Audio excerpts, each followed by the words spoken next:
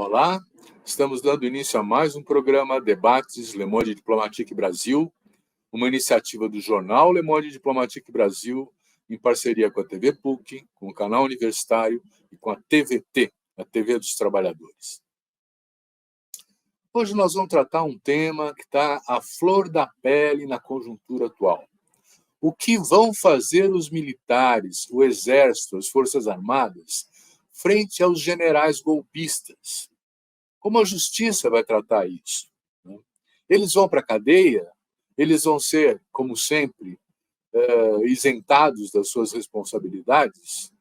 Bom, é um momento delicado, é um momento ainda que permite a gente visualizar vários núcleos de resistência ao governo democrático dentro do Exército, e é preciso ter em conta que o Exército é uma corporação que defende os seus membros. Então, vamos discutir o que vai acontecer com esses generais golpistas, e para isso nós convidamos um especialista na área, um professor que tem tratado e estudado a questão do Exército ao longo do tempo, e eu vou apresentar para vocês, aliás, reapresentar para vocês, porque ele já frequentou o nosso programa, e nós agradecemos muito a sua participação aqui. É o João Roberto Martins Filho. Ele é sociólogo, cientista político, doutor em Ciências Sociais e professor titular do Departamento de Ciências Sociais da Universidade de São Carlos.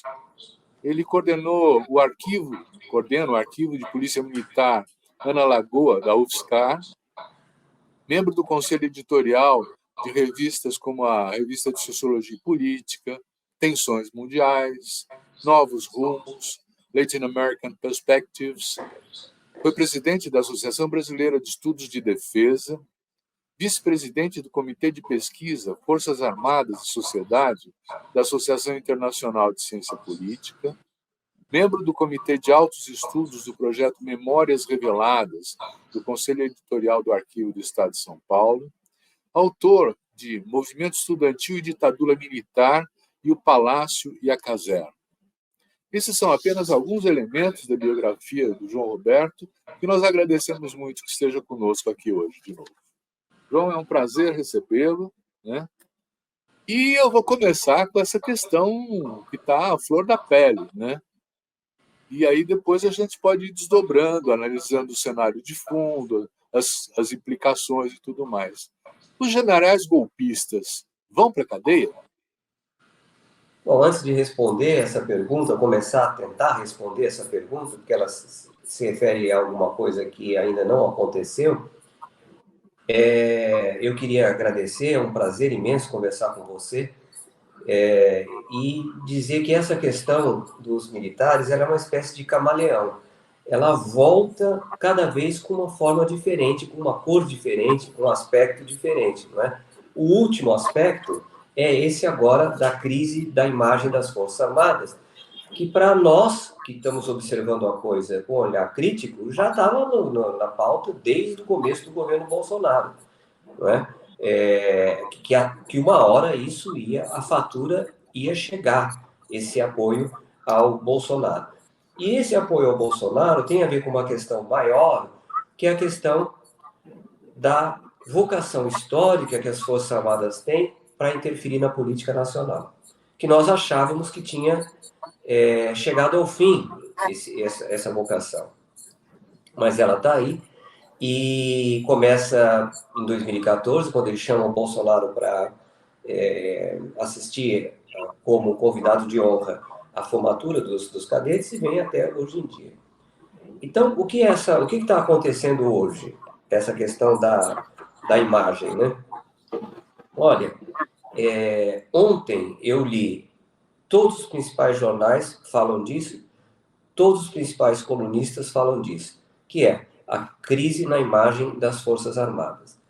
Eu assisti uma entrevista de 1 hora do general Santos Cruz, que teve que responder uma série de perguntas bem impertinentes, né, dos colunistas da Globo, no caso, dos colunistas do UOL, e foi transmitida ao vivo pelo UOL, e o próprio Le Monde Diplomatique Brasil Online publica um belo artigo sobre o Exército de Caxias.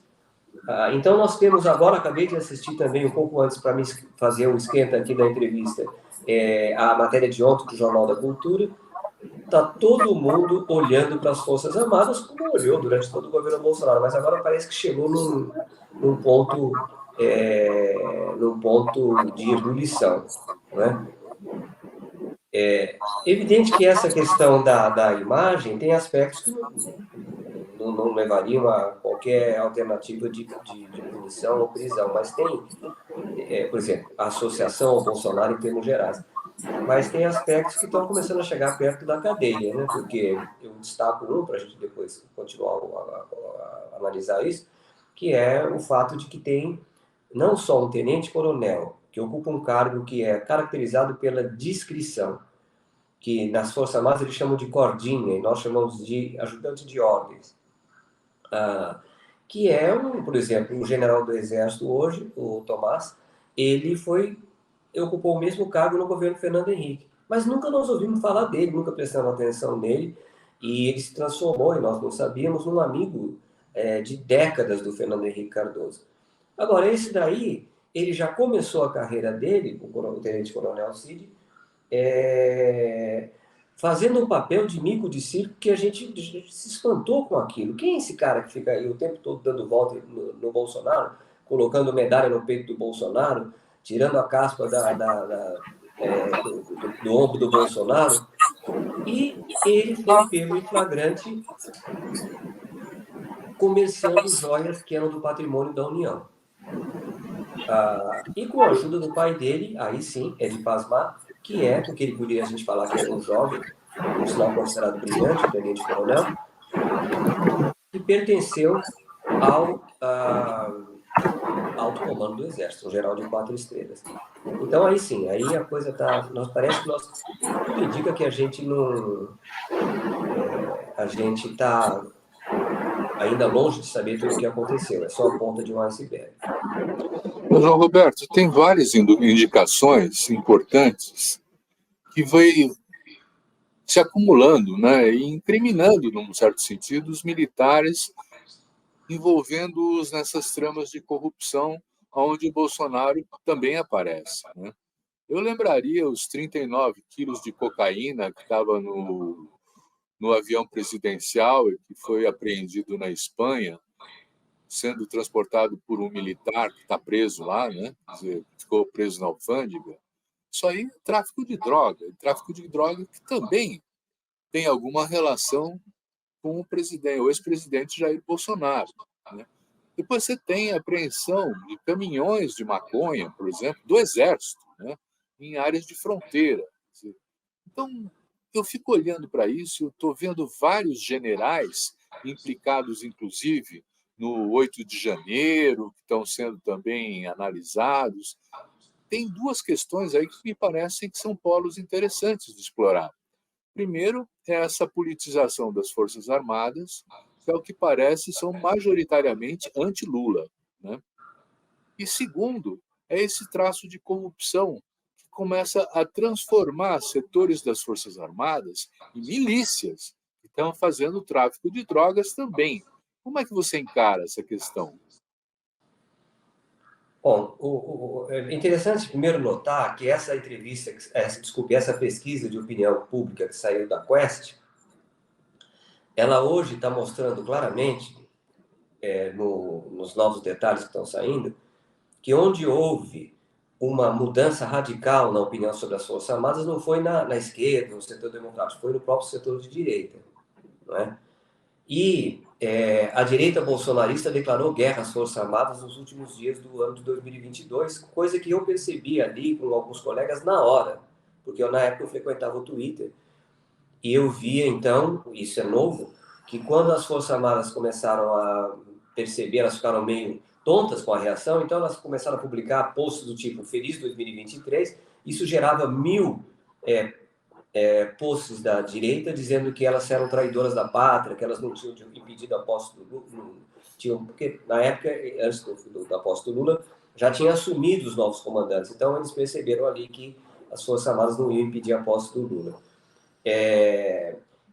E tudo isso se agravou com o 8 de janeiro, que eles falaram que eles entregaram, foram as Forças Armadas que entregaram os patriotas, né, para a Polícia Federal, e assim por diante. Então, o que tem de novo, inédito, tem algumas coisas inéditas aí. O que tem de inédito é o fato de que a direita está profundamente insatisfeita com as Forças Armadas e a esquerda, por motivos óbvios, era muito crítica das Forças Armadas. E agora, uma novidade que eu acho que seria muito interessante a gente pensar, e que também eu me interesso por essa lacuna há muitos anos, que é ninguém estuda a Polícia Federal no Brasil. E a Polícia Federal, ela sempre foi, depois da Constituição de 88, ela sempre foi um centro de poder composto por um número muito pequeno de militares. Na verdade, toda a atenção da esquerda, que era, na verdade, minoritária, porque na academia esses dois temas que eu vou mencionar agora eram considerados até com desconfiança, era o estudo das Forças Armadas, por um grupo de pesquisadores, e o estudo das polícias militares, por outro grupo de pesquisadores.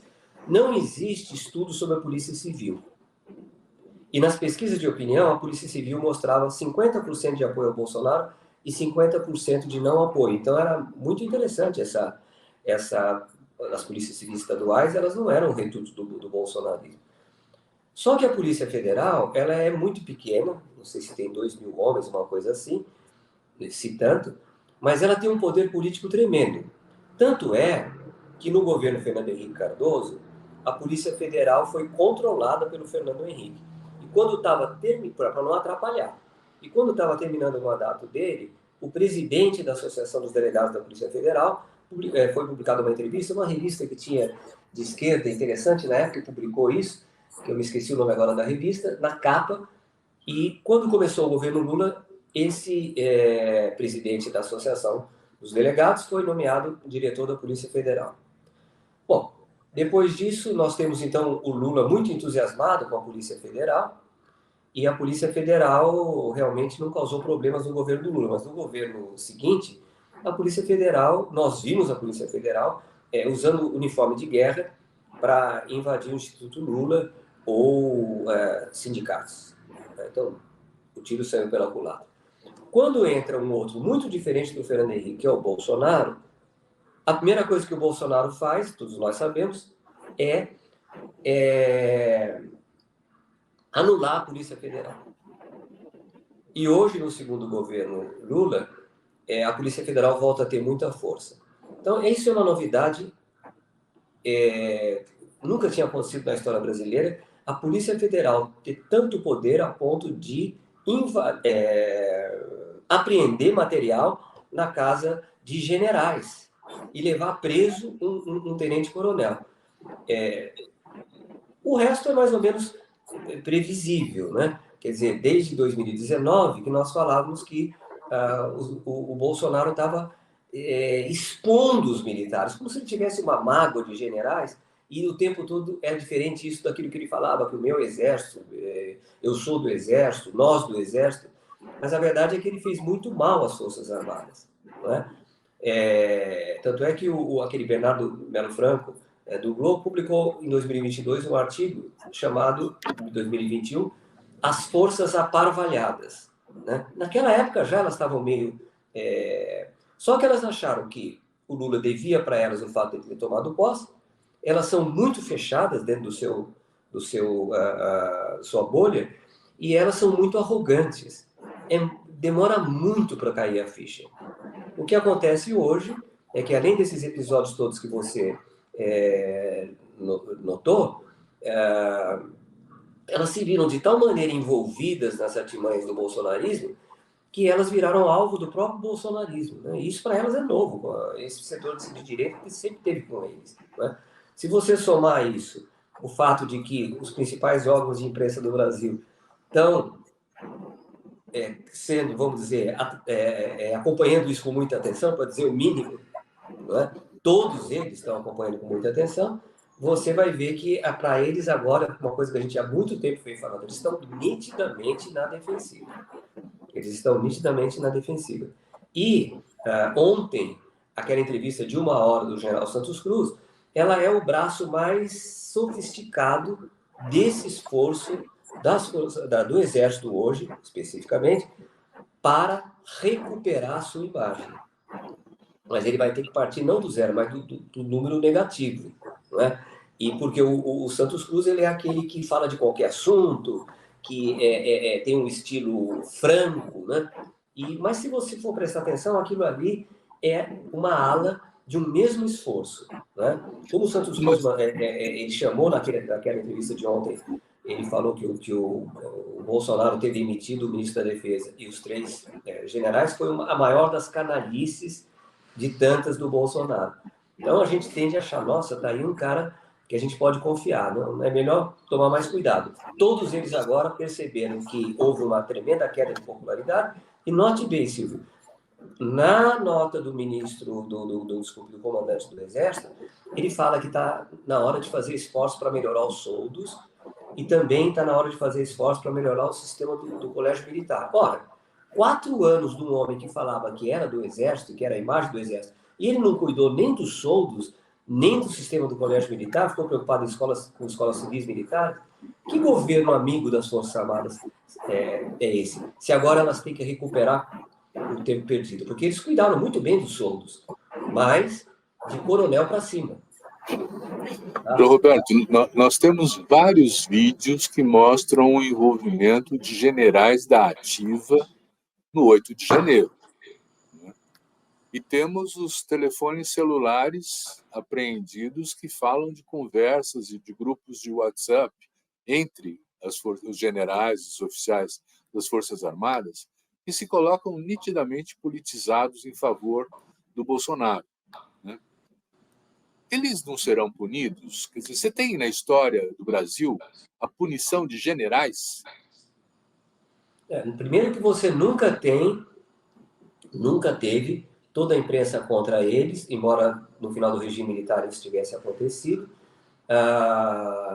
Tem um amigo e grande pesquisador chamado Hector Saint-Pierre, que ele há muito tempo está chamando a atenção para a malvinização das Forças Armadas. Elas caem numa situação que elas próprias criaram e que vai colocar a nação inteira contra elas. Silvio, eu acho o seguinte, onde é que está o Heleno, onde é que está o Braga Neto, onde é que está o Ramos e onde é que está o Mourão? Sumiram. Não tem nada a ver com eles o que está acontecendo, eles não sabem quem é o Bolsonaro, nunca ouviram falar de Michele, os 4 sumiram. Mas naquelas biografias, mini biografias que nós publicamos no Le Monde Diplomatique, a gente mostrava a trajetória de comprometimento com o Bolsonaro do general Mourão e do general Heleno. Tá? Acabamos não fazendo aquela que seria, para completar, do Braga Neto. No nível que a coisa está, vai sobrar para generais também. Eu acho que vai ser difícil, embora seja uma outra coisa inédita, né? Vai ser difícil livrar o general Cid dessa situação, porque tem a imagem dele no vídeo, que ele está recomprando as joias ou vendendo as joias, tanto faz uma coisa como outra. Então, eu acho que dessa vez, o que as Forças podem fazer agora, né? Elas podem falar, não, nós não admitimos que um general criminoso seja punido. É muito difícil fazer isso. Não é? Porque a imprensa deixou de ser neutra e amiga das Forças Armadas. Passou a exigir essas investigações. E isso é um fator muito importante para a imprensa. Né? E nessa situação que eu já descrevi de eles estarem na defensiva, eu, sinceramente, não sei o que eles vão fazer para virar o jogo. Eu acho que tá difícil. Olha, nas últimas notícias de jornal, ao que parece, esses 3 chefes das Forças Armadas, no fim de semana, quando encontraram com Lula, declararam que vão punir os militares infratores, vão desligá-los das forças, né? E isso seria uma maneira de evitar que o Supremo se envolvesse diretamente nesses julgamentos. Eles se antecipariam e alguns dos generais, dos tenentes-coronéis, poderiam ter esse tipo de punição da parte do Exército, das Forças Armadas em geral, porque há outros que estão na Marinha, enfim. Como é que você vê isso? Você acredita nessa possibilidade? Eu, sinceramente, não acredito que ele teria que punir um almirante, que foi aquele que trouxe na mochila os presentes, teria que punir um general de 4 estrelas. Não vamos esquecer que a situação está tensa, instável principalmente do Exército. Esses dois, principalmente, que estão na linha de frente agora, estão sendo investigados para ser punidos. Eu acho que eles vão tentar, e eles têm o apoio do ministro Múcio, que é um outro tema. Eu acho que eles vão tentar salvar esses oficiais de 4 estrelas, o almirante no posto máximo e o general de 4 estrelas, que é pai do Cid. Eu acho que eles vão tentar negociar alguma coisa. O problema é o seguinte: como que faz para desarmar a Polícia Federal agora? Ela está funcionando. Você vai fazer o quê? Você vai desligar a Polícia Federal? E outra, você não pode esquecer que houve um cálculo extremamente errado de quem apostou nessa festa da Selma, né? Que ninguém fez a pergunta: e se não funcionar, o que vai acontecer? Porque o Supremo não perdoa a invasão do prédio máximo da justiça brasileira e a depredação desse prédio, a destruição desse prédio. Nós estamos falando da Polícia Federal, mas é a Polícia Federal mais o Supremo Tribunal Federal. Tá? Então, é o Ministério da Justiça mais o Supremo Tribunal Federal. Como que nós vamos desligar o Alexandre de Moraes? Ele não vai sossegar enquanto não punir as pessoas envolvidas. Se é militar ou é civil, eu acho muito difícil que os militares se antecipem, posso estar errado, e façam a justiça militar funcionar e atendam à vontade da sociedade, apresentando pessoas que eles próprios puniram. Nunca vamos esquecer que o próprio Bolsonaro foi, na primeira instância, no final dos anos 80, punido, iria ser expulso do Exército, e quando chegou no Tribunal Militar, ele foi absolvido lá. Quer dizer que esse monstrinho foi criado lá, né? Porque ele tinha que ter sido expulso, aí a coisa seria diferente. Eu acho difícil. Eu acho difícil mesmo porque quem é que é o presidente do Tribunal Militar hoje? É o ex-piloto do avião presidencial, amigo, né, próximo do Lula, e, portanto, ele é que teria que decidir isso, porque é mais ou menos autônomo, e não me parece que o Lula esteja querendo um confronto aí. Me parece que o Lula, como eu já disse na outra entrevista de novembro,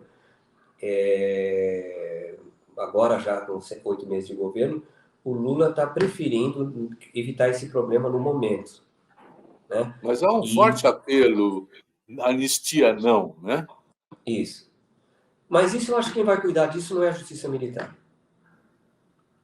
Você acha que o Supremo vai avocar para si essa questão e vai prender um general? O Supremo está fazendo isso, mas se ele vai prender um general ou não, o Supremo também é um órgão político, não é? Se ele vai prender um general e um almirante ou não, nós não sabemos. Mas o estrago na imagem dele já foi feito, dos dois, né? Do almirante lá, que era um tecnocrata, e se você ouvir a entrevista do Santos Cruz, não sei se você já viu, ela fala o tempo todo de que ele usou uma expressão que depois ele se arrependeu. Ele falou: eu não sei que feitiço que o Bolsonaro fez que pegou toda essa gente que tinha carreira brilhante e foi arrastada pelo Bolsonaro aí para essa vala, né? Agora quem disse sou eu, essa vala. Mas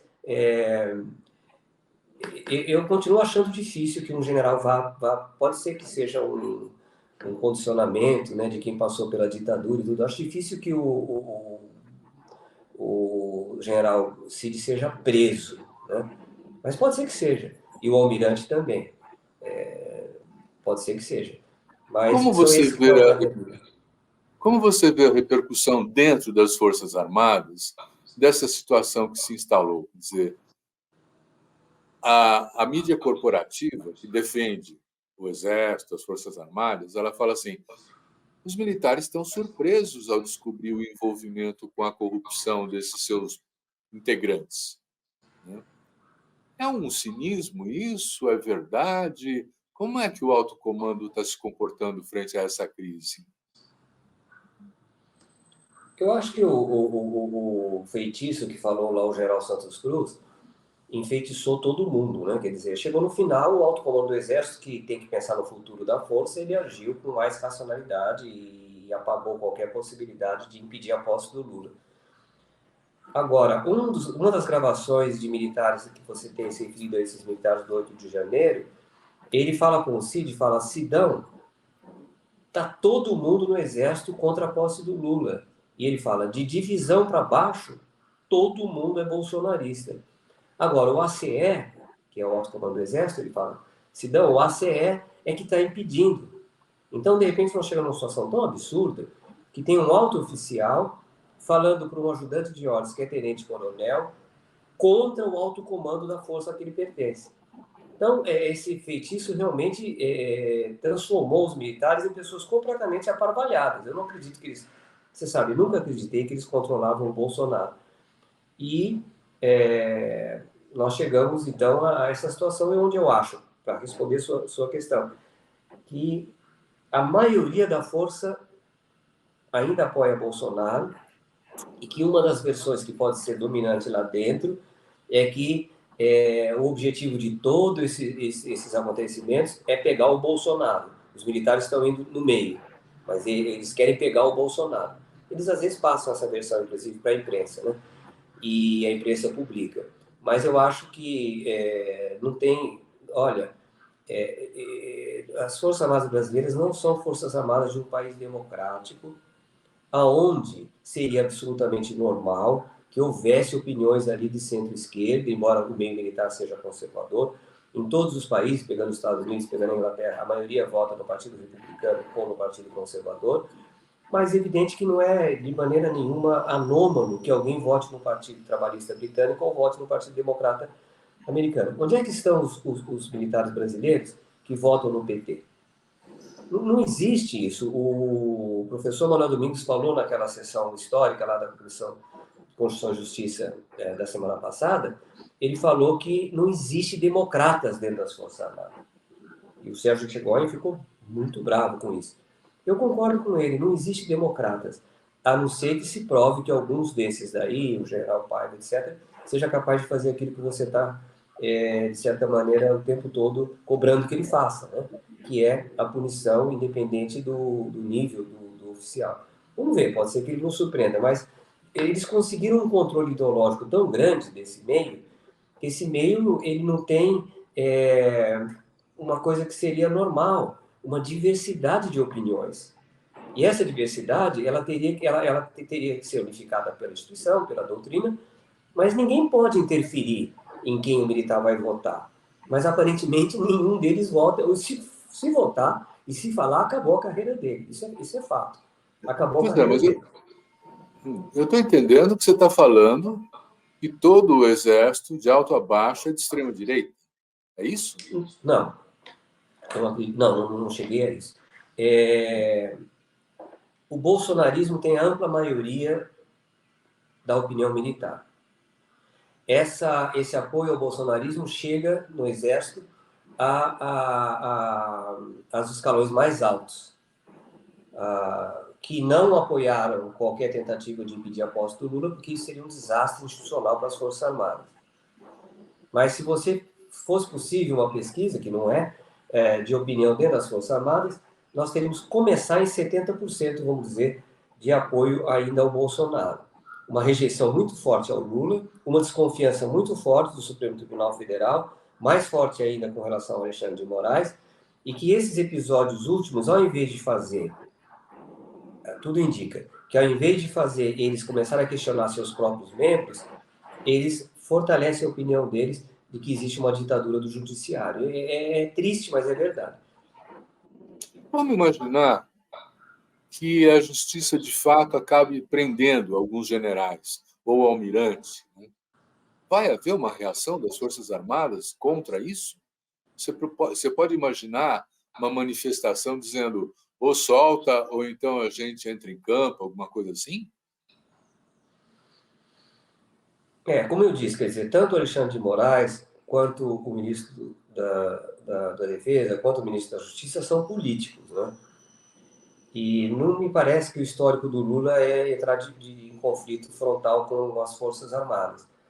Eu acho que nós não chegaremos a esse ponto de prenderem generais e almirantes. Acho que nós não chegaremos, posso estar completamente errado, eu vou fazer esse alerta aqui, eu posso estar errado. A realidade tem surpreendido a gente. Mas eu acho que não vai chegar a esse ponto. Se chegasse a esse ponto, eu acho que realmente haveria uma crise militar. O que se chama de crise militar? Algum tipo de ameaça de insubordinação. Mas eu acho que, e sempre o Exército, até porque os outros nessa hora eles desaparecem. Nós esquecemos que o comandante da Marinha foi com um jato da FAB com a mulher dele passear na Europa. Esquecemos que o comandante da Força Aérea era um bolsonarista de carteirinha, né? De qualquer modo, no Exército, eu acho que realmente não vai chegar nesse ponto. Eu acho que tem vários canais ainda, vários colchões aí, ou vários, vamos dizer, flanelas no meio do cristal para impedir que chegue a esse ponto. O Múcio tem interlocução direta com eles e assim por diante. Nós temos várias tarefas, Silvio, para realizar no Brasil. Várias tarefas. Nós temos que prender quem faz elogio à tortura. Nós temos que demitir comandantes que são condescendentes com oficiais que nem o Ustra. Tá? Nós temos que deixar continuar o trabalho da Comissão Nacional da Verdade. E tem que haver, como tem no Uruguai, como tem no Chile, como tem na Argentina, tem que haver imediata demissão de militar que fala de política. Tá? Isso seria estrutural. Não é? Isso seria estrutural. De um modo geral, eu fiz uma análise dos primeiros, entre 2003 e 2010, o governo Lula e as Forças Armadas. De um modo geral, não é do perfil do Lula entrar em conflito direto. Ele realmente entrou no conflito direto com o Heleno, porque ele disse, depois daquela fala que surpreendeu ele lá em 2008 contra a política do Lula, ele disse que esse nunca mais vai chegar a comandante. O Heleno queria ser comandante. Então, por isso que ele odeia o Lula desse jeito. Mas, de um modo geral, eu não tenho esperança, ou melhor, acho pouco provável que haja que se aproxime desse tipo de crise que você está apontando. Porque eu fico pensando, por exemplo, no general Pazuello, que comandou o Ministério da Saúde numa época de pandemia, e também é responsável por uma infinidade de mortes por conta da sua deliberada omissão em atender às necessidades do período. Né? Quer dizer, é muito difícil restabelecer a democracia se nós não tivermos uma punição de fato, né, de quem fez coisas dessa ordem. Isso aí é genocídio. Né? Quer dizer, Correto. eu fico pensando assim, torcendo para que a gente tenha uma renovação nas Forças Armadas, né? Mas, ao que parece, o que eles aprendem na escola de alto comando, o que eles aprendem como sua doutrina, não ajuda a isso, né?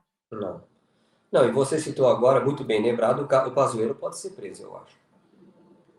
Porque no caso do Pazuello foi tipo um CID, só que com 4 estrelas, na verdade 3 estrelas, porque ele não é general de exército, no ombro. Só que realmente ele pode ser, em algum momento, no futuro, pode ser responsabilizado por uma parte razoável dessas 700 mil mortes e por ter subido ao palanque e por ter falado que um manda, outro obedece. Ontem o Santos Cruz falou, não existe essa coisa dentro das Forças Armadas, um manda, outro obedece. A ordem tem que ser dada com o mínimo de racionalidade. Essa coisa, ele disse inclusive isso, não é, o general não é um cara que está pintando lá o meio-fio. Ele não pode falar um manda, outro obedece, não existe. Então, eu acho que ele pode ser punido, sim, no caso dele. Eu estou pensando no caso dois casos, né? O do almirante que levou as joias e no caso do general Cid. Eu não sei Tem ainda que também o ponto... Gabinete de Segurança Institucional, comandado pelo Heleno, era um serviço de informação para combater os inimigos do Bolsonaro. Né? Era uma Pode manipulação evoluir, de um órgão público da maior Pode. importância. E outra, né, que realmente ajudou lá, eles até facilitaram que o pessoal chegasse no lugar onde estavam as armas.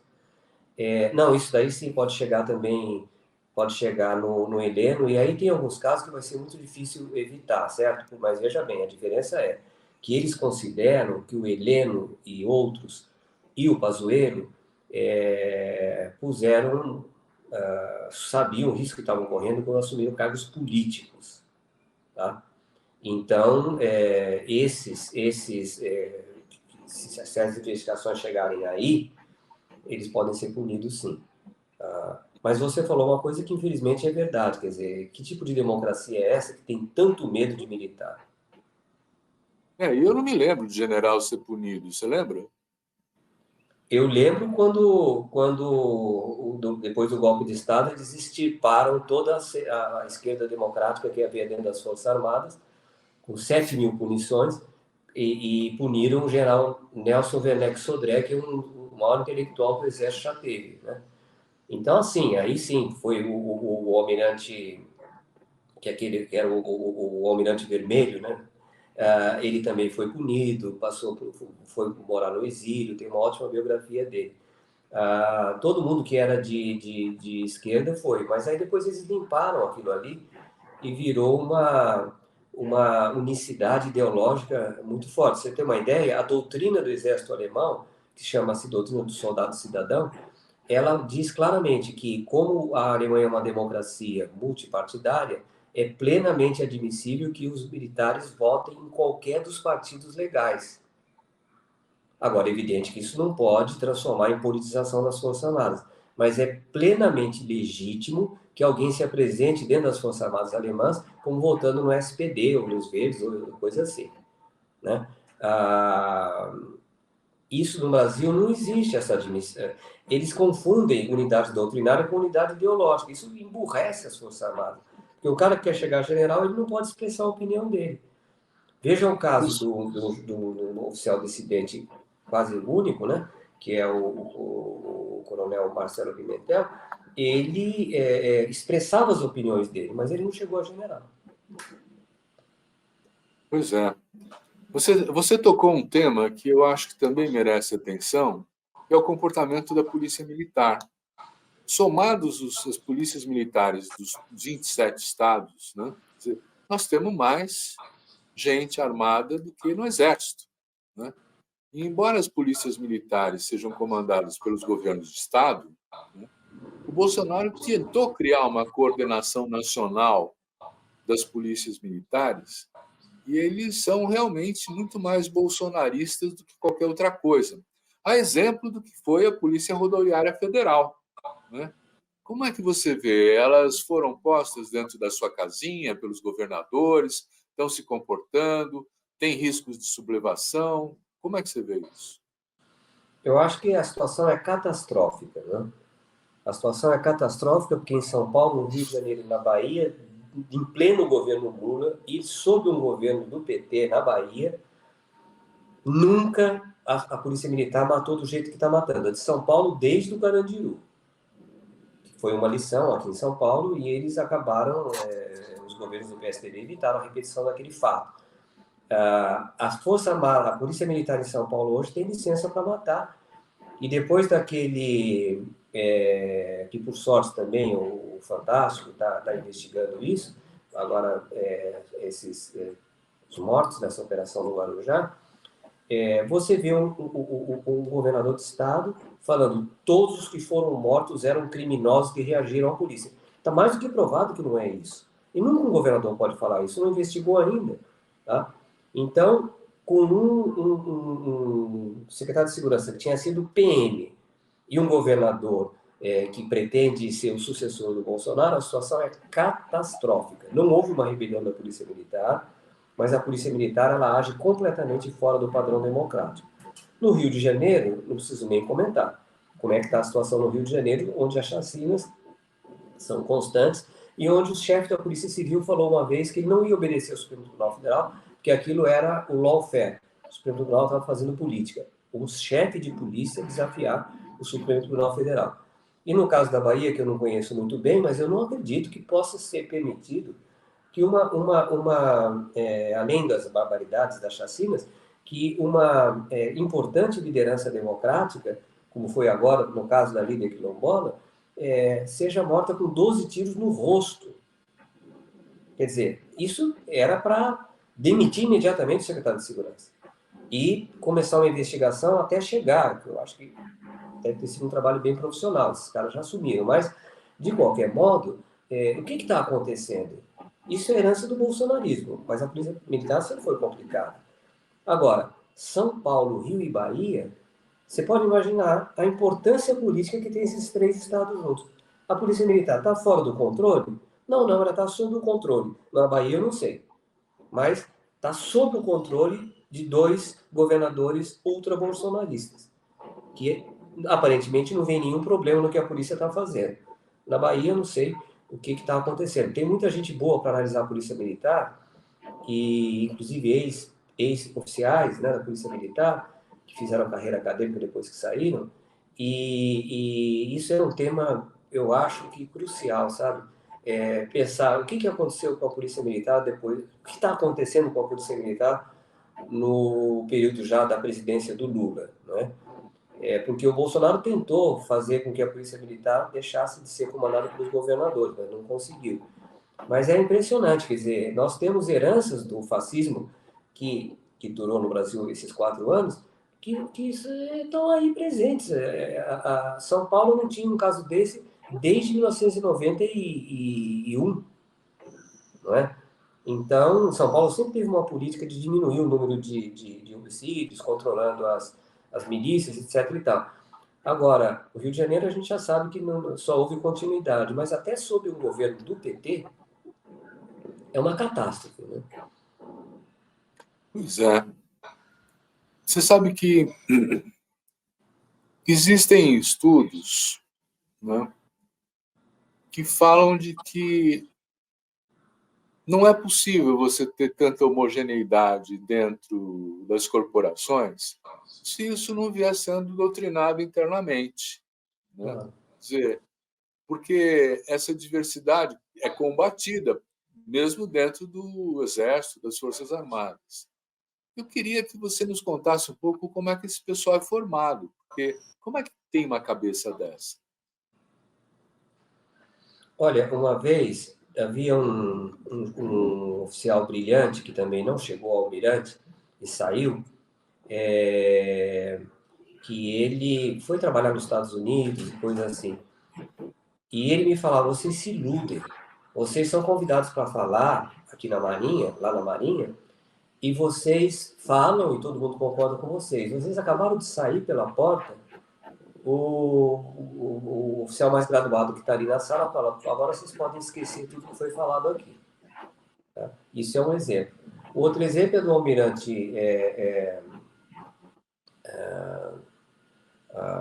não vou esquecer o nome dele, Otto, que eu entrevistando ele, eu tinha publicado um livro sobre a Marinha no começo do século XX, e eu estava achando que eu ia ser lido pelos oficiais. Ele me chocou porque ele falou o seguinte: ele na época era presidente da Nuclebras, ele deu entrevista ali perto da Igreja da Candelária, onde era a sede da Nuclebras, antes dele ser preso, como foi, tentar o suicídio como tentou. Eu não conheço nenhum país do mundo que põe na cadeia um cara que controla o processo de energia nuclear. É um caso, poucos casos no mundo, né, o conhecimento que ele tinha. Ele falou para mim: desiste, ninguém vai ler nada, o pessoal não lê.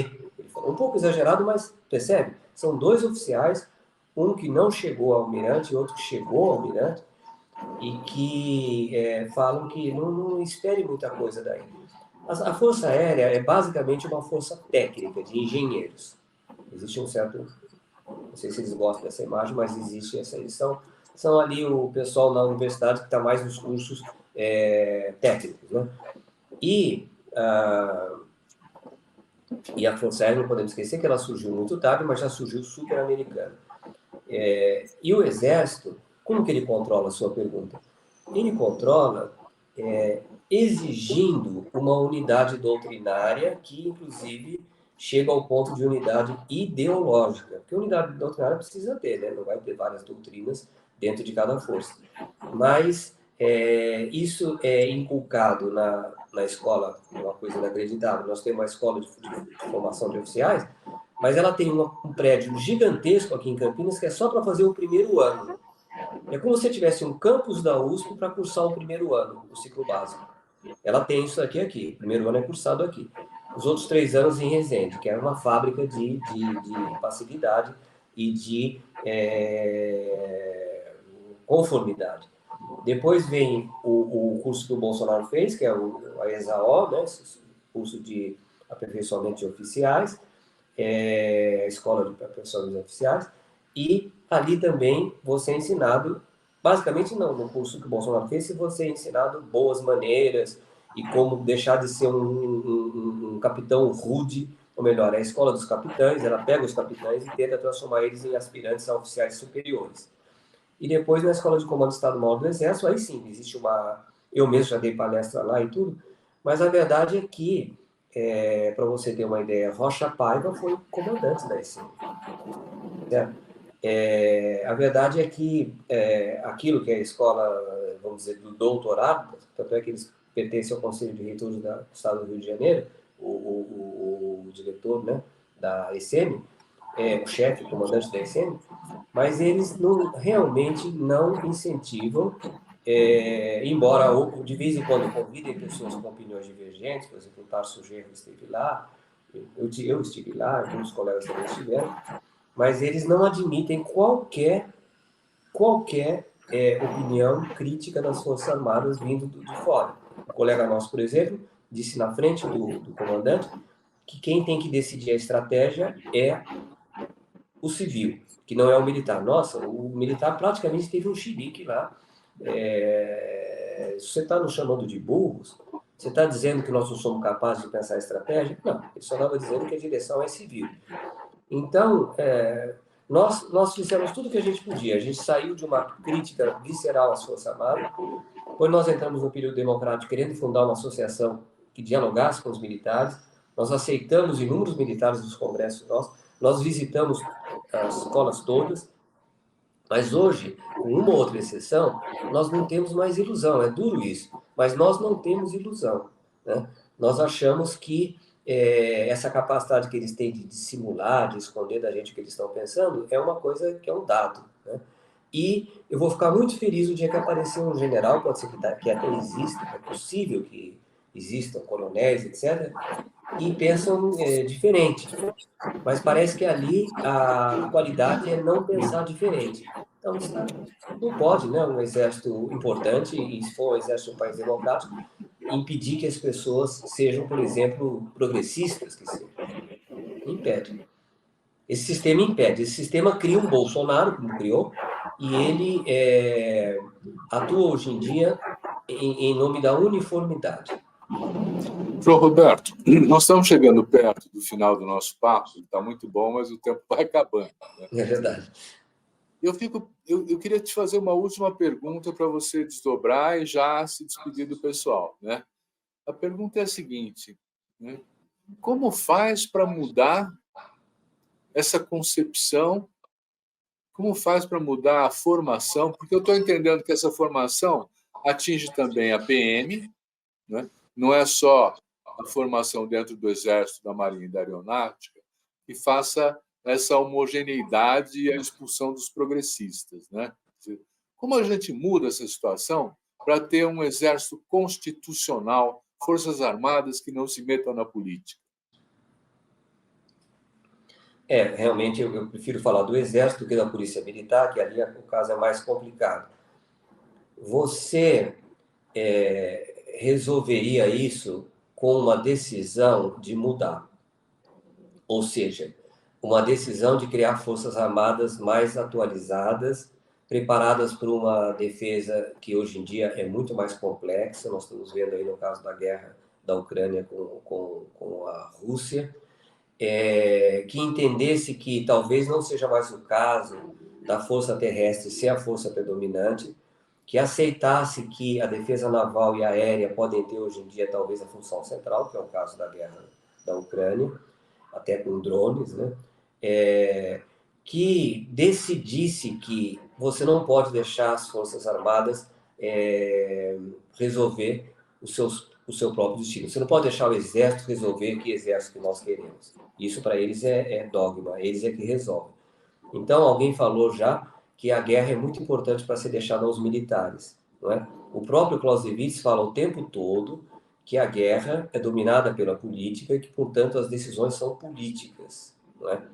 Para isso, nós temos que ter primeiro uma decisão e depois uma implementação do controle civil sobre os militares. Eu queria, então, aproveitar para encerrar. Eu só espero que não tenha deixado nenhuma pergunta que você me fez sem resposta, porque às vezes acontece, mas é sempre um prazer e eu saio gratificado depois da conversa com você. Prazer é nosso de receber você aqui, João Roberto, sempre ajudando a gente a compreender melhor essa situação. Quero agradecer muito ao João Roberto Martins Filho pela participação e agradecer a você também que nos assiste. Muito obrigado. Semana que vem tem mais.